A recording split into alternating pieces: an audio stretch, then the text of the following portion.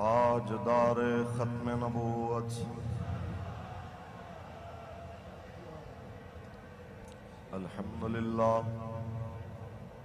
الحمدللہ وکفا والصلاة والسلام علی اشرف الانبیاء وعلى آلہ واصحابہ اولی الصدق والصفاء اما بعد فقد قال اللہ تبارک وتعالی فی کلامہ المجید الذين يتخذون الأولياء من دون المؤمنين أيبتغون عندهم العزة فإن العزة لله جميعا صدق الله العظيم إن الله وملائكته يصلون على النبي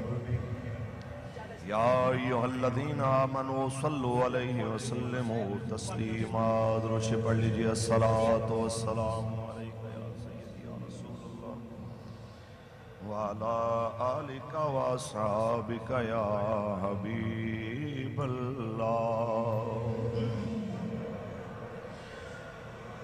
شعوره شوق رد کا معاملہ ہے عجیب مقام شوق میں سب دل و نظر کے رقیب شعور و شوقرت کا سمجھ رہے ہیں وہ یورپ کو ہم نوا اپنا سمجھ رہے ہیں وہ یورپ کو ہم نوا اپنا ستارے جن کے نشے میں سے ہیں زیادہ قریب ستارے جن کے نشے میں سے ہیں زیادہ قریب او ملت کے سوداگروں اقبال کی نظر سے دیکھو وہ تمہیں کہہ رہا اپنی طاقت کو پہچانو پورے یورپ کی گاڑیاں مسلمان تیرے پٹرول سے چل رہی ہو پورے بر اعظم ایشیا سے یورپ تک تیرے کھوڑا کا نمک ہانڈیوں میں لذت پیدا کر رہا ہو تو پھر دنیا کے سامنے کشکول لے کے پھر رہا ہے اقبال کہہ رہا ہے کچھ تو عقل کر سمجھ رہے ہیں وہ یورپ کو ہم نوا اپنا سمجھ رہے ہیں وہ یورپ کو ہم نوا اپنا ستارے جن کے نشے میں سے ہیں زیادہ قریب مقام شوق میں ہے سب دل و نظر کے رقیب کے شعور و شوقرت تاجدار ختم نبوت اللہ تبارک و تعالی جل وعلا کی حمد و ثنا کے بعد آقا نامدار شفیع روز شمار حضور احمد مصطفیٰ محمد مصطفیٰ صلی اللہ علیہ وسلم کی ذات طیبہ پہ اللہ محمود درود و سلام کے نظرانے پیش کرنے کے بعد جگر گوشہ حضور امیر المجاہدین قائد ملت اسلامیہ صاحبزادہ محمد سعد حسین رضوی صاحب دامت برکاتہم العالیہ مرکزی امیر تحریک لبیک یا رسول اللہ پاکستان اور اکس امیر المجاہدین جگر گوشہ امیر المجاہدین صاحبزادہ محمد انس حسین رضوی صاحب دامت برکاتہم العالیہ تمام معزز اراکین شورا سٹیج پر موجود مہمانان زیوکار، حضور قبلہ امیر المجاہدین، قائد عظیمت، قائد ملت اسلامیہ حضرت علامہ خادم حسین رضوی رحمت اللہ تعالی علیہ، آپ کی اور سے پاک کی اس آخری نشست میں شریک ہونے والے نبی علیہ السلام کے سب غلام، میرے بابا جی کے سارے شعر، مالک کریم ہم سب کو مرتے دم تک حضور کی عزت کا پہرے دار رکھے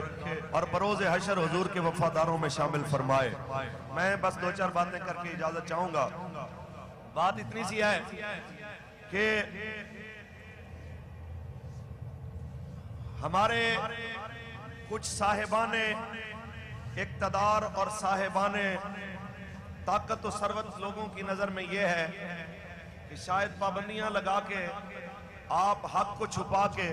کتمان حق کر کے اس عظیم پاور کا مقابلہ کر سکتے ہیں جو میرے مالک کریم کی پاور ہے، کیونکہ دین اسی کی پاور ہے اور دین اسی کی پاور کے ساتھ کھڑا ہے۔ تو جو اس دین کے ساتھ ٹکراتے ہوئے کبھی سوشل میڈیا پہ، الیکٹرونک میڈیا پہ، پرنٹ میڈیا پہ، یہ تو پابندیاں ہیں ہی ہیں، اس سے بڑھ کر آگے پاکستان کی عدلیہ میں ہمارے لیے انصاف نہیں، پاکستان کے میڈیا میں ہمارے لیے خبر دینے کی گنجائش نہیں۔ میں ان سب سے ایک سوال کرنا چاہتا ہوں کہ یا تو اپنے آپ کو یہ کہنا چھوڑ دو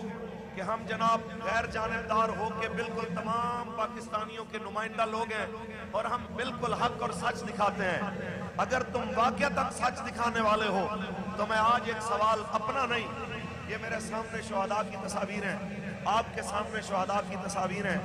ان سب کا ایک سوال ہے، اگر آپ کی اجازت ہو تو میں وہ سوال سب کے سامنے رکھنا چاہتا ہوں۔ میرا سوال ہے، بلکہ یہ سوال ان شہداء کے بچوں، ان کے خاندان کی طرف سے ہے، اور سب سے پہلے میں ان کے حق میں آنے والی ایک قرآن کی آیت کوٹ کرنا چاہوں گا۔ آپ سبحان اللہ کہیں، میں اللہ کا قرآن پڑھوں۔ خالق کائنات نے ارشاد فرمایا وَمَن يَقْتُلْ مُؤْمِنًا مُتَعَمِّدًا فَجَزَاؤُهُ جَهَنَّمُ، میرے مالک نے فرمایا جس نے کسی مومن کو مارا بلا وجہ جان بوجھ کے ایک مومن کو قتل کیا، اس کی جزا جہنم ہے۔ اللہ اس پہ اپنا غضب، اس پہ اپنی لعنت ڈالنے والا ہے۔ میرا اتنا سوال ہے، پاکستان میں جناب اعلیٰ ہم نے دیکھا کوئی اقلیت کا جناب کتا کیا مرے، کتا تو بہت دور کی بات ہے، پاکستان میں اقلیت کے مندر کی دیوار گر جائے تو پاکستان کی عدلیہ سوموٹو لے لیتی ہے، پاکستان کے جناب اعلیٰ سپریم کورٹ کے اندر بیٹھے ججوں کا عدل بیدار ہو جاتا ہے، لیکن فیض آباد میں 8 لاشیں گرتی ہیں، لاہور سے لے کے کراچی تک، بلکہ کراچی سے لے کے وزیر آباد تک 34 لاشیں گرتے ہیں، حویلیاں میں 4 لاشیں گری ہیں۔ پھر چوتھا شہید ہمارا علی حیدر بھائی دنیا سے رخصت ہوا،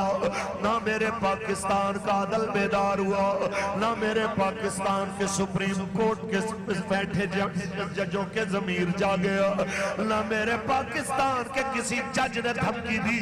اگر تم نے 24 گھنٹے میں FIR نہ کیا تو میں تمہارے خلاف ایکشن لوں گا۔ میرا اتنا سوال ہے، ایک مندر کی دیوار گرے تمہارا دل بیدار ہو جائے اور لاشیں گرے، ایک نہیں 2 نہیں درجنوں لاشیں گرے اور تمہارا دل بیدار نہیں ہوا، تو آج شہیدوں کے وارث تم سے پوچھ رہے ہیں، آج شہیدوں کے بچے تم سے پوچھ رہے ہیں، کیا میرا بابا پاکستانی نہیں تھا؟ کیا میرا بھائی پاکستانی نہیں تھا؟ آج شہیدوں کی بہنیں پوچھ رہی ہے، کیا میرے بھائی کا ID کارڈ پاکستانی تسلیم نہیں ہوتا تھا؟ آج علی حیدر شہید کا بوڑھا باپ تم سے سوال کر رہا ہے کہ میں چکی چلانے والا بوڑھا بابا ایک اپنے بیٹے کے سہارے پہ چکی بنائی کہ جو آٹا بھی اٹھاتا تھا گندم بھی اٹھاتا تھا وہ مضبوط بازووں والا میرا بازو تو چلا گیا اب کون ہے جو کہ میرا سہارا بنے یہ سوال ہے میڈیا والوں سے آج کوئی کیمرہ لے کے نہیں آیا آج کوئی نہیں آیا پوچھ رہے ہاں آپ کو بابا کے بغیر کیسا گھر لگ رہا ہے آج کوئی لیڈیز جناب اعلیٰ کر نہیں آئی جو علی حیدر کی بہنوں سے پوچھے تم 8 بہنوں کا اکیلا بھائی رسول اللہ کے نعرے لگاتا ہوا بے جرم و خطا مارا گیا بتاؤ تمہارے سر پہ ہاتھ رکھنے کے لیے حکمرانوں میں سے کون آیا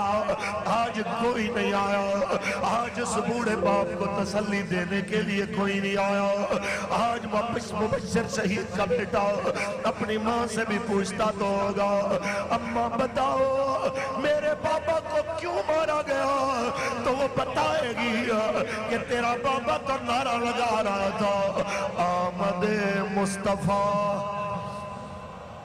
آمد مصطفیٰ چہرہ والضحیٰ وہ بتائے گی تیرا بابا تو صرف اور صرف نعرے لگا رہا تھا رسول اللہ کے اس جرم میں مار دیا گیا وہ بچہ پوچھتا تو ہوگا ہم نے تو سنا ہے ریاست ماں جیسی ہوتی ہے پھر کسی نے میرے بابا کے خون نہ حق پہ آواز نہیں اٹھائی کسی سپریم کورٹ کے جج نے کسی پاکستان کے ISPR کے ترجمان نے کسی نے اٹھ کے نہیں کہا کہ کوئی ہمارے لیے بھی آواز اٹھائے گا کینیا میں قتل ہونے والے صحافی کے لیے رونے والوں میں اتنا کہنا چاہتا ہوں خون کا رنگ جس طرح کا اس کا تھا اسی طرح کا رنگ ہمارے شہیدوں کا لیکن فرق صرف اتنا ہے جو قدر اللہ اور اس کے رسول کی نظر میں ہمارے شہیدوں کی ہے میں سمجھتا ہوں تم تصور بھی نہیں کر سکتے کہ جناب اعلیٰ ان کا مقام ہمارے شہیدوں کا مقام کتنا بلند والا ہے بس میں اتنا کہنا چاہتا ہوں ان سے بھی جو ابھی تک خاموش ہے آپ تو ایک ایک چیز پہ ٹویٹ کرنے والے آپ تو کبھی ناموس رسالت پہ کوئی نکلے تو کہتے ہیں کہ اور جب انہیں کہا جائے زمین پہ فساد نہ کرو تو کہتے ہیں ہم اصلاح کرنے والے ہیں آج ٹویٹیں کدھر گئی ہم نے تو کبھی پاکستان کو سری لنکا بنانے کی بات نہیں کی او منافقو آنکھیں کھولو یہ لاکھوں کا اجتماع تمہیں بتا رہا ہے اب تمہاری بدماشی اور دو رخی اور دوغلا پالیسی کسی صورت قبول نہیں ہوگی او کشمیر فروشو کس منہ سے اپنے آپ کو بے گناہ کہتے ہو کس منہ سے اپنے آپ کو جناب اعلیٰ دودھ کا دھلا کہتے ہو ہم تم سے بس اتنا سوال کرتے ہیں نہ ادھر کی تو بات کر یہ بتا کہ قافلہ کیوں لٹا مجھے رہا زنوں سے غرض نہیں تیری رہا بری کا سوال ہے یہاں سے لے کے آخری حضور کے غلام تک ایک عہد کیجئے میرے ساتھ بلکہ میرے ساتھ کیا میرے سامنے میرے امیر محترم کے ساتھ کہ آپ نے حضور کے دین کو تخت پہ لانے کے لیے اپنا ووٹ بھی دینا ہے سپورٹ بھی دینی ہے اور آپ نے ان شہیدوں کا بدلہ لینا ہے چاہے حالات جتنے مرضی کٹھن ہو جائیں ہم نے حضور کے دین کے لیے میدان میں کھڑے ہو کے یہ بتانا ہے کہ ہم صدیوں بعد بھی مولا حسین کے خاتم حسین کی اسی نظریے پہ کھڑے ہیں حسین کی قسم یہی عرض کربلا لاکھوں یزید ہیں یہاں کلمہ حق اٹھا کے دیکھا او بیوروکریسی او نام نہاد اداروں والوں او بڑے بڑے منسٹروں صدر اور تمہارے خلاف بات ہو سموٹو بھی ہوتے ہیں اور جناب ماورائے عدالت بھی اقدام ہوتے ہیں. رسول اللہ کے دین کی حدیں پامال ہو رہی ہیں. ایسی فلمیں مارکیٹ میں تمہاری نگرانی اب تمہارے پہرے میں چل رہی ہیں جو رسول اللہ کی حدود کو اللہ کی حدود کو پامال کرنے والی ہے. تو یاد رکھیے تمہاری حدیں کمزور ہیں, تمہاری حدیں جناب اعلیٰ معمولی ہیں. میں اتنا کہنا چاہتا ہوں میرے رب کی مضبوط حدوں کو چھونے کی کوشش نہ کرنا ورنہ تم نہیں رہو گے, تمہاری قبروں کے کتبے نہیں رہیں گے. لیکن رہے گا یوں ہی ان کا, رہے گا یوں ہی ان کا, رہے گا یوں ہی ان کا, کیونکہ کوئی گل باقی رہے گا نہ چمن رہ جائے گا, بس رسول اللہ کا دین حسن رہ جائے گا. تقریر میری ختم. میرے بابا جی نے ایک جملہ بولا تھا, صدیوں بعد ہزاروں سال بعد بھی میری قبر پہ کوئی آ کے لبیک کا نعرہ لگائے گا تو میں اپنے مزار شریف سے انہیں جواب دوں گا. ایک بار کھڑے ہو کے یوں لبیک کا نعرہ لگا دو کہ میرے بابا جان بھی اس جواب میں شامل ہو اور آپ کی روح پرفتور راضی ہو جائے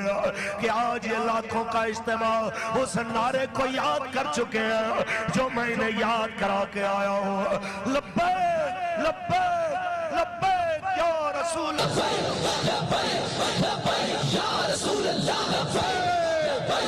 لبیک یا رسول اللہ, لبیک لبیک یا رسول اللہ, لبیک لبیک یا رسول اللہ, لبیک لبیک یا رسول اللہ, لبیک لبیک یا رسول اللہ. اظہار خیال کے لیے تشریف لاتے ہیں